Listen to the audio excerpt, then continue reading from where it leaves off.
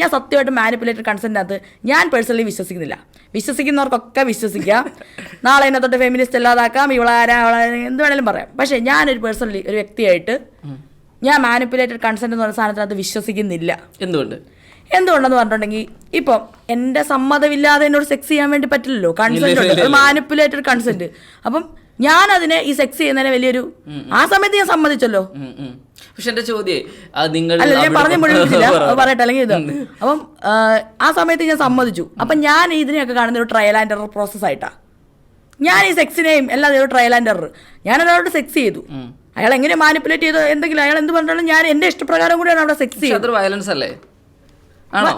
Manipulated അതാണ് ഞാൻ പറഞ്ഞത്. മാനിപ്പുലേറ്റഡ് കൺസെന്റ് എന്ന് പറയുന്നത് എന്താണെന്ന് എനിക്ക് മനസ്സിലായിട്ടില്ല. ഞാൻ ഇതിന്റെ വാദം പറയാം. ശ്രീലക്ഷ്മി അറക്കലിനോട് പറയുന്നു, ശ്രീലക്ഷ്മി എനിക്ക് നിങ്ങൾ അഗാധമായ പ്രണയമാണ്, നിങ്ങളില്ലാതെ എനിക്ക് ജീവിക്കാൻ പറ്റില്ല എന്നൊക്കെ പറയുന്നു.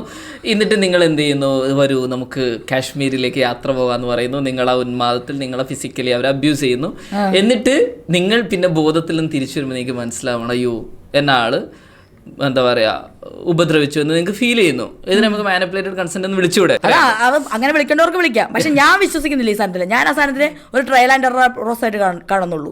ഞാൻ എന്റെ ലൈഫിൽ നടന്ന കാര്യം പറയുന്നത്. ഞാൻ ചില ആൾക്കാർ സെക്സ് ചെയ്തിട്ട് ഇതൊരു ഫ്ലോപ്പാന്ന് എനിക്ക് മനസ്സിലായിട്ടുണ്ട്. അന്ന് ആ സമയത്ത് ഞാൻ സമ്മതിച്ചല്ലോ സെക്സ് ചെയ്യാൻ. ആ സമയത്ത് ഞാൻ സമ്മതിച്ചോണ്ടാണല്ലോ. ഇപ്പൊ റേപ്പ് എന്ന് പറഞ്ഞാൽ എന്താ, എന്റെ സമ്മതം ഇല്ലാതെ എന്നെ വലിച്ചഴിച്ചോണ്ട് പോയിട്ട് എന്നെ റേപ്പ് ചെയ്യുന്നു. അതുകൊണ്ടാണല്ലോ കോടതി അതിന് ഭയങ്കര നിയമം ഉണ്ടാക്കി വെച്ചേക്കുന്നത്, ഓരോന്നായിട്ട്. പക്ഷെ സോഷ്യൽ മീഡിയ എന്താ ചെയ്യുന്നത്, ഒരാളെന്തെങ്കിലും എല്ലാം കൂടെ സോഷ്യൽ മീഡിയ ആണല്ലോ ഇവിടുത്തെ കോടതി, എല്ലാം കൂടെ ഒറ്റയ്ക്ക് അങ്ങ് വിധിക്കും റേപ്പിസ്റ്റ് എന്ന്. വേടന്റെ കേസിൽ പെൺകുട്ടികൾ അബ്യൂസിന് ഇരയായപ്പെട്ട പെൺകുട്ടികൾ പോസ്റ്റ് ഇട്ടു. വേടൻ രണ്ടാമത് സമ്മതിച്ച് സോറി പറഞ്ഞ് പോസ്റ്റ് ഇട്ടു. പോസ്റ്റ് ഇട്ടപ്പോൾ മൂന്നാമത് എല്ലാരും കൂടെ സമ്മതിച്ചത് കൊണ്ട് വലിച്ചഴിച്ചോണ്ട് പോയിട്ടുള്ള റേപ്പിസ്റ്റ് ആക്കി. നാലാമത് അവൻ പോസ്റ്റ് ഡിലീറ്റ് ആക്കി. അപ്പം അവിടുത്തെ ആൾക്കാർ എന്തുകൊണ്ട് പോസ്റ്റ് ഡിലീറ്റ് ആക്കി?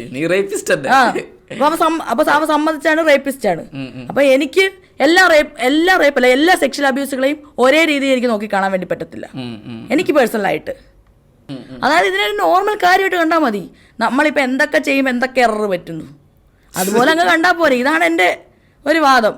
അതായത് ഇപ്പം നമ്മൾ എന്തൊക്കെ ചെയ്യുമ്പോൾ എറർ പറ്റുന്നുണ്ട്, നമ്മളുടെ ശരീരത്തിന് അത്ര പവിത്ര പാവനമായിട്ട് കാണുന്നതുകൊണ്ടാണ് ഈ പ്രശ്നം വരുന്നത്.